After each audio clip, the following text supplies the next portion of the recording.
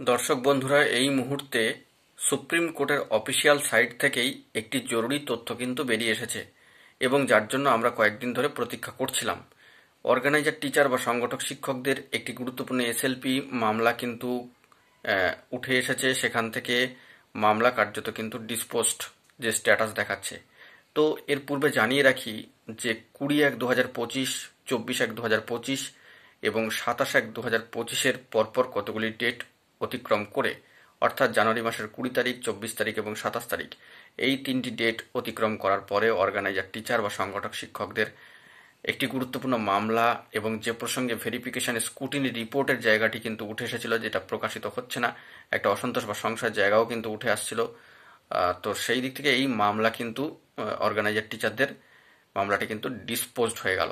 অত্যন্ত বড় একটা খবর, হঠাৎ করেই এই বিষয়টি ঘটলো এবং অর্ডার কপি ইতিমধ্যে চলে এসেছে। 27-1-2025 হিয়ারিং সূত্রে যে অর্ডার কপি সেটি আপলোডেড হয়েছে এবং অনস্ক্রিনে বিষয়টি আপনারা দেখতে পাচ্ছেন। অর্ডার কপিতে কার্যত এই এসএলপি কিন্তু কার্যত ডিসমিসড এবং যাবতীয় যে অ্যাপ্লিকেশন সেগুলো কিন্তু ডিসপোজড।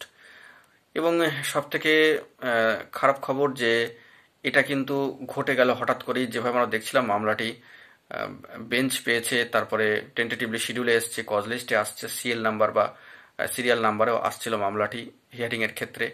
সেক্ষেত্রে দেখা গেল 27-1-2025 দাঁড়িয়ে কিন্তু মামলাটি কার্যত ডিসপোজড। তো এখন এই স্ট্যাটাসটাই উঠে এসেছে অর্ডার কপি অনুযায়ী, যেটা আপনারা অন স্ক্রিনে দেখলেন।